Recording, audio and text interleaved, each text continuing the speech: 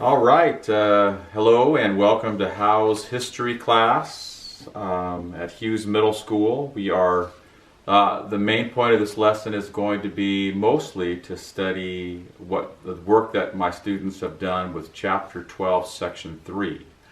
But first, before we get to that, what I'd like to do is to go over a map that I sent home in an email in an attachment. And it's a map that looks like this. There's 2 pages to it. So we're going to take a few moments at the beginning here and go over the map. So let's do that now. So last Thursday, April 2nd, I sent home 2 pages that were attached to the assignment. And the instructions were on one side. It had some questions on the same side. And then on the back was a map. And so hopefully you followed the instructions and went ahead and labeled all these bodies of water, these territories, these Native American settlements, and these states. So that was the assignment, and then there's 8 questions that you had to answer after you completed the map. So bear in mind, if you weren't able to find something or had difficulty labeling something, in the next couple of minutes, I hope that you pause your video, and when there's something you notice you didn't do, you can fix it, you can change it, you can make it right. So here's what your map should look like. Hopefully yours is a little bit neater than mine. I don't have the best handwriting. You guys all know that. I think it's kind of interesting how the creators of the textbook that created this map called this Native American movement, as opposed to what the law said back in 1830, Native American removal. Maybe they could have compromised and called it something like Native American relocation to make it sound better, but you know, don't forget it was a pretty insidious law that was forcing people who had contracts, that had treaties, that had made deals with the national government that this would be their land forever, and were being forced off their land. So these would be the Indians of what were called the 5 civilized tribes. But it also showed you the Indians from the Northwest Territory, like the Fox and the Sauk and the Potawatomi, and one that wasn't labeled was the Miami Indians. They were all forced also to Indian territories west of the Mississippi, and on the way, thousands of them died, mostly from cold and exposure and disease, and mostly children and old people. So kind of a sad history. But after you finished your map, you were supposed to answer some questions, but this would be a good time to pause the video and to add anything to your map that you see on this map that is not on yours. And then, of course, there were 8 questions to answer, checking to make sure that you understood the map and that you completed the map. So 1 through 8. I think the question, there's a couple of questions that would have been kind of difficult to answer. Number 3. It did have a scale on the map at the bottom that kind of showed you on a ruler how much would be 150 miles. So using that ruler, I came up with about 600 miles as the answer to the question about how many miles long was the route that was taken by the Shawnee Indians. And then another one that might have given you some troubles, number 7. It says, how do you describe the route taken by the Creeks? And my description is the Creeks left Georgia and traveled northwest through Tennessee and crossed the Mississippi River across Arkansas to the Indian territories. That would, if you need to change or adjust your answers, go ahead and do so. Once again, this would be a great time to pause. And if there's any answers that you couldn't find, any answers that you got incorrect, fix your paper so you have all of the correct answers. So we'll start going through the Chapter 12, Section 3 on page 379. And if you take a look at that page and follow along with me, it talks about the conflicts over states' rights. That's the title of the section. And it's in a way, it's a lot of it's foreshadowing for what's going to happen in the 1860s, and you'll recognize that as we continue to go through here. But the person that's highlighted in the section One American Story is a very important figure in the argument about states' rights, nullification, and secession, and that's John C. Calhoun. And so he's a very interesting person. I don't think there's a photograph of John C. Calhoun in this chapter, but if you ever get a chance to research him, he had a kind of a crazy hairstyle, which I've always thought was kind of cool.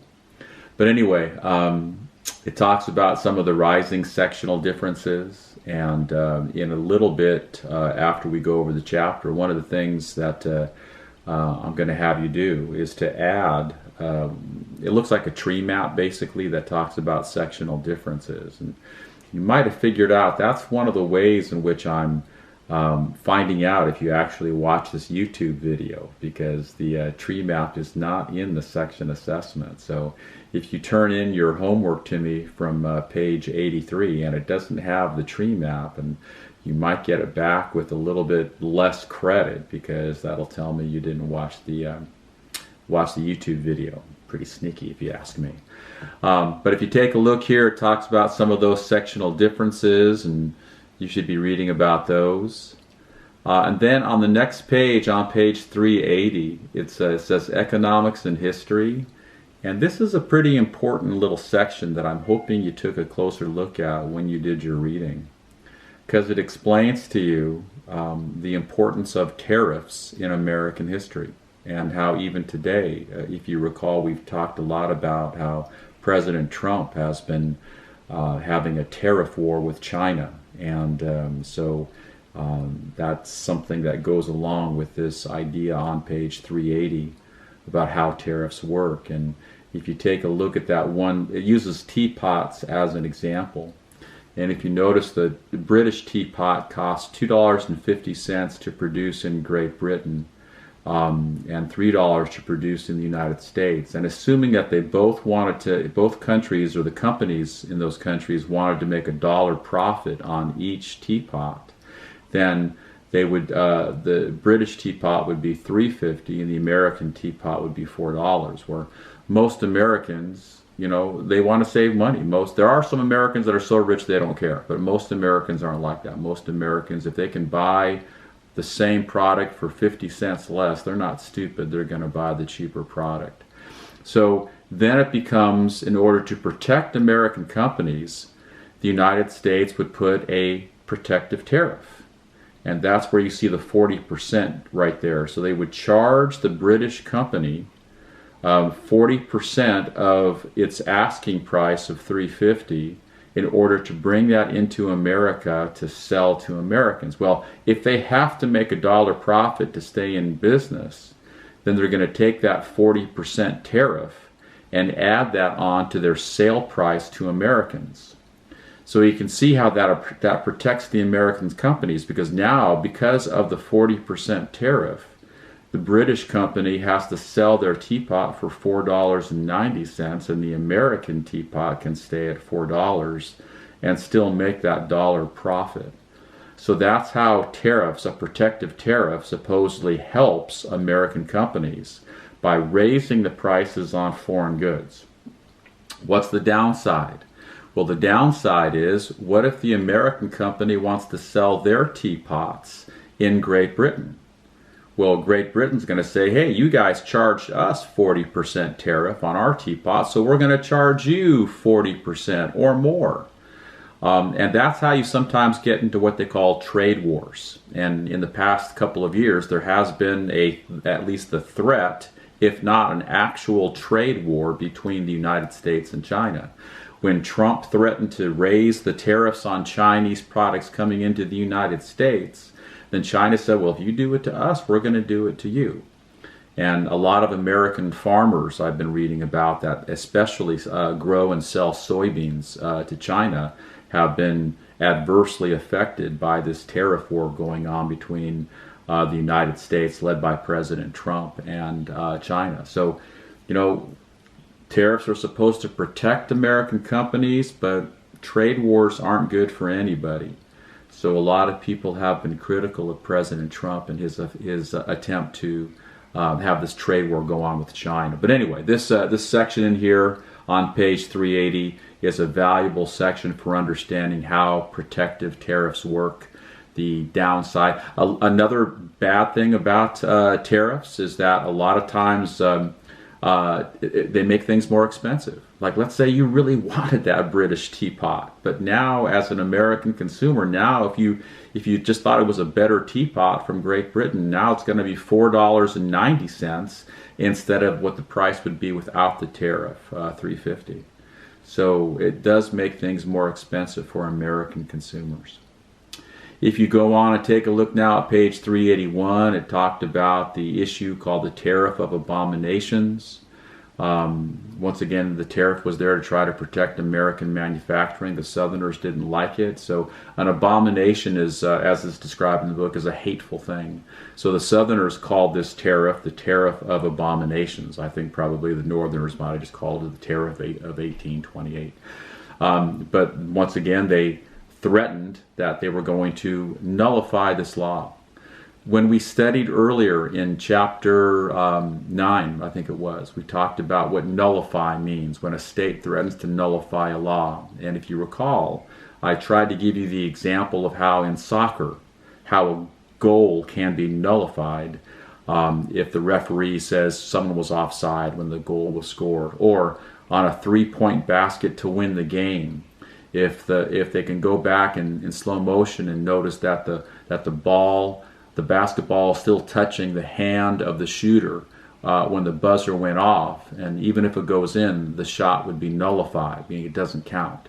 Then if you understand that concept and understanding how a state nullifies a law or can threaten to nullify a law works. So basically, they would say, sorry, this law doesn't count here. The rest of you guys in all the other states, you can follow it if you want. But in this state, we're going to nullify that law. Well, it was kind of unclear if that was even allowed. You might recall in chapter 9, we talked about Jefferson and Madison nullifying in Kentucky and Virginia that obviously unconstitutional law called the Alien, or series of laws called the Alien and Sedition Acts. And so the issue was out there. Is it, can states nullify national laws? The country was still so young, they were still trying to figure out a lot of the practices of how you interpret the Constitution. And also in chapter 10, we talked about Marbury versus Madison, and how that was a court case that established that the Supreme Court can nullify national laws if the court agrees that the law is unconstitutional. The question here is, can states also nullify national laws? Jefferson, Madison, and now John C. Calhoun and many people in South Carolina were saying yes. Not only can the Supreme Court nullify national laws, but also states can nullify national laws. Kind of problematic, because one of the reasons why they wrote the new Constitution and got rid of the Articles of Confederation was to establish a nation in which the national government was supreme. And one of the sections, one of the articles of the Constitution does have a clause in it that's called the Supremacy Clause, that says national laws shall be supreme. Because it didn't specifically say that states could not nullify national laws, became kind of an issue. So it goes back to that Hamilton-Jefferson argument about having to do with if it doesn't say you can't, does that mean you can? And then you get into the next page, which is page 382, that talks about the states' rights debate, a famous debate that took place in the U.S. Senate, the Webster-Hayne debate. Webster on the side of saying no, states have to follow national laws, even tariffs they don't like, and Hayne arguing or making the argument of Calhoun and saying that states can nullify national laws if they think it violates their basic rights as a state or goes against the Constitution. There's a quote from Daniel Webster at the bottom there too. And then the last page, I'm not sure how important it is, but there's a very famous dinner party with Jackson the president and Calhoun the vice president, who by this time were disagreeing on this issue in South Carolina.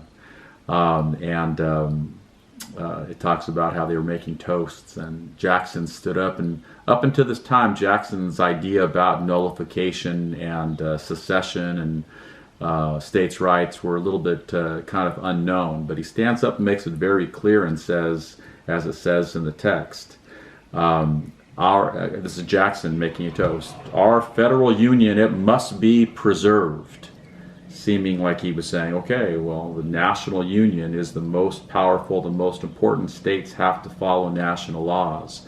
But then Calhoun supposedly stood up with the toast and says, as it says in the text here, "To the Union, next to our liberty, the most dear, may we all remember that it can only be preserved by respecting the rights of the states and distributing equally the benefits and burdens of the Union." So kind of the counter toast to Andrew Jackson. So that's kind of interesting, and of course this probably is the beginning of the reason why John C. Calhoun was not included running with Andrew Jackson for a second term in the election of 1832. So then South Carolina makes a fateful decision and basically threatens to secede unless they get rid of the so-called Tariff of Abomination. And at that point, Jackson makes it pretty clear how he feels about secession, and he threatens to send the army into secession and to hang anybody that he can find that he considers to be a traitor that talks about seceding from the United States. So what they eventually do is they compromise. And Henry Clay is able to organize a compromise tariff in which the South Carolina could back down and accept this tariff, and Jackson didn't have to send in the U.S. Army to start executing people as traitors who talked about secession. But the idea is there. Can states nullify national laws? At this point, still unclear. Can states decide to not follow national laws if they think they're unconstitutional or hurt their state? Unclear. Can states secede?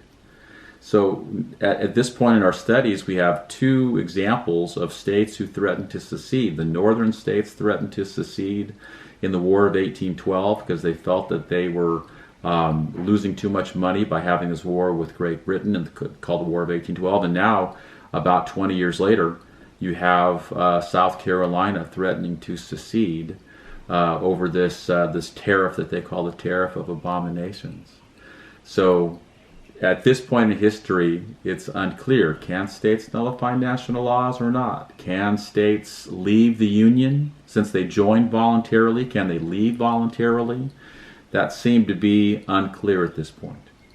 So now, what I'd like to do, you were assigned the idea of going over the terms and names, the main ideas, and some of you did the critical thinking question for the section assessment. So now let's take a few minutes and go over those answers.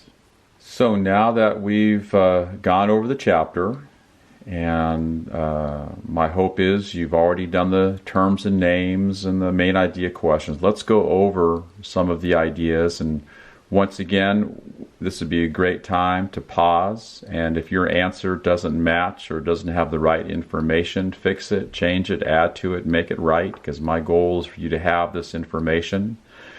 You might notice that Chapter 12, Section 3 is almost at the end of a chapter, and you guys know what happens at the end of a chapter. Dun, dun, dun, a chapter test.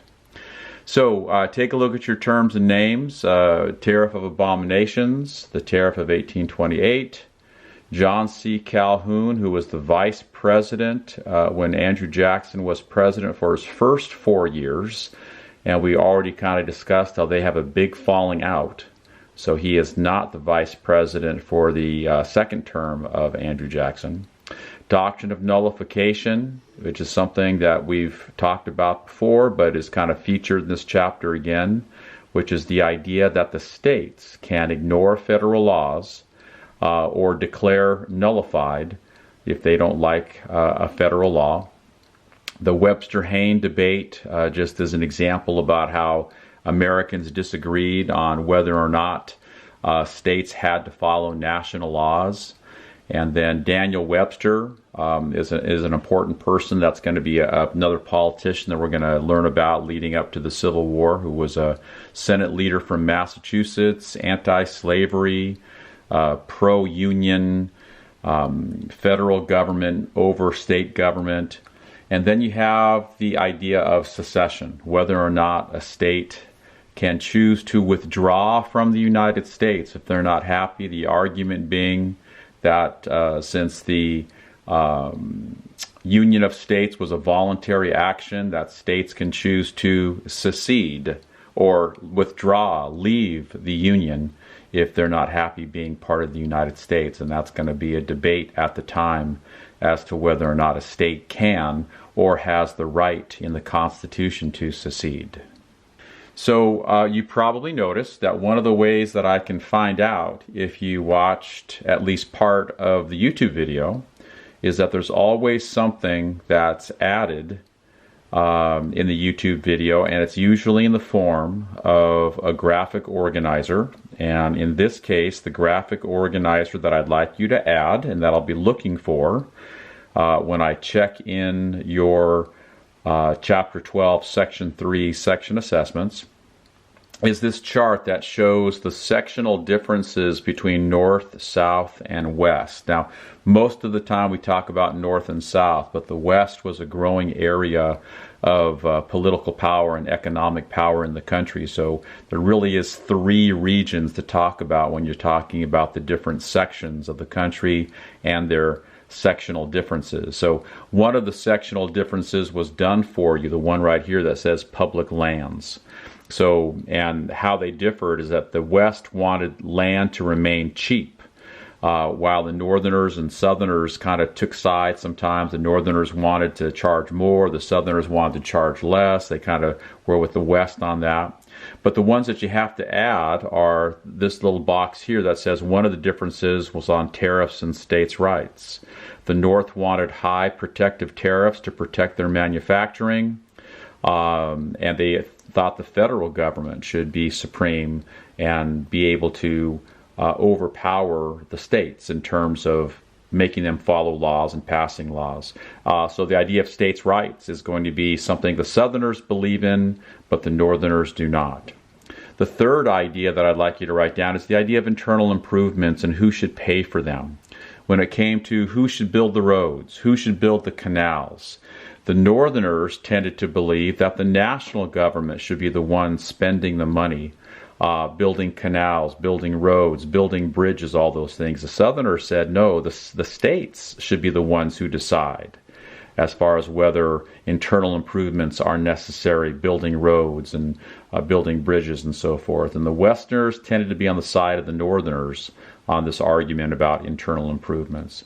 And then one that I'd like you to add, one that wasn't even on the paper, is the big sectional difference, slavery. And the idea is that this is going to be the biggest sectional difference between the North and the South and the West. How the Northerners and the Westerners are typically going to be against slavery, and the Southerners, of course, are going to favor slavery. And that will become the biggest reason why there's a war in the United States called the American Civil War in the 1860s. Everyone knows it's more than just slavery, but slavery was by far the biggest reason why there was a war called the American Civil War, the worst war in American history. Now let's move over and look at the main idea questions. And for those of you that did the critical thinking question, we'll go over that too. Okay, so these are the main idea questions and answers. So the first question was about tariffs, and letter A says, why did the South oppose high tariffs? And a good example of an answer, mine goes a little bit above and beyond because it's 3 sentences instead of the required 2. Southern leaders saw tariffs as hurting the economy of the South and only helping the Northern factories. First, Tariffs on foreign products would encourage foreign countries to tax Southern cotton as it entered there. Second, tariffs on foreign products made those products more expensive for the Southerners to purchase. So that would be a good idea for an answer. If there's something that you're missing, something that's incomplete, please add it to your answer. You can pause right here and add a good answer for letter A. On letter B, it talked about John C. Calhoun, someone that we talked about when we went over the chapter. And it says, the question is for letter B, what were Calhoun's reasons for proposing the doctrine of nullification?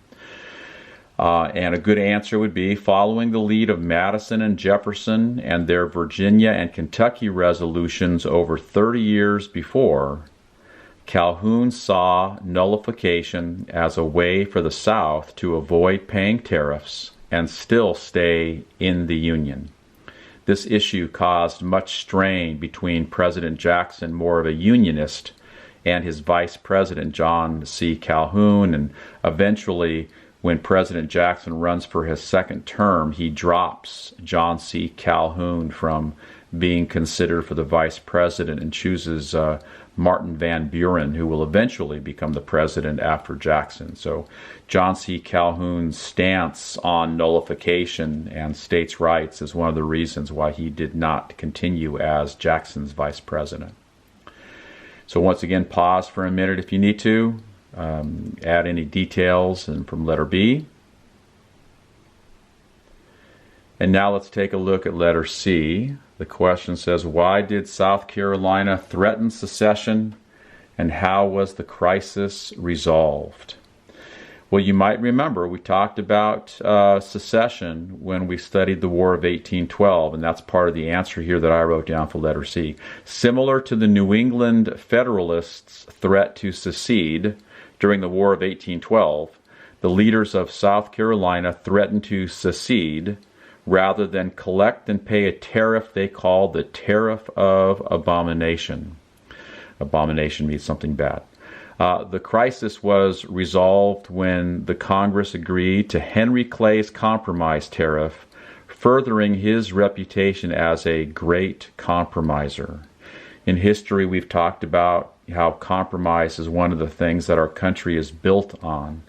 In fact, if you want to draw a parallel to today, a lot of people think that one of our biggest problems is the fact that now we look at compromise as being a bad thing, but our entire government has been built upon compromise. And the fact that the Republicans and Democrats of today, it seems like most of the time, refuse to compromise. It's one of the reasons why very little seems to get done in Washington, D.C. So once again, for letter C, go ahead and pause if you need to, and add some ideas to your answer for letter C. And then finally, for those of you who were brave enough to try the critical thinking question, the question was on this page 383, in what ways would the doctrine of nullification have made it difficult for the federal government to operate? And a good idea for an answer is the federal government would not be able to effectively enforce laws across the nation, making the states more powerful than the federal government. The main effect would be to return to the problems of the government under the Articles of Confederation. So that's something that we studied last December. And the whole point of writing a new constitution was to create a government that could operate and function properly. The Articles of Confederation didn't work, so it just seemed like nullification would be taking us back to an ineffective system like we had under the Articles of Confederation. So the main topic of Chapter 12, Section 3 was about understanding tariffs and how the Tariff of Abominations affected Andrew Jackson's presidency. It's about nullification, states' rights, and the idea of secession. And even though Andrew Jackson and the Congress and South Carolina came to a compromise on these issues, the issues didn't really go away, and they continued to be something that was talked about, debated about, argued about. And 30 years after that, we have the American Civil War. And even though we've discussed how slavery really is the main cause of the Civil War, tariffs, the idea of states' rights, the idea of nullification, the idea of secession were also part of the argument that brought on the American Civil War, the worst war in American history. So thank you for watching this video. Make sure you like and subscribe and ring that bell.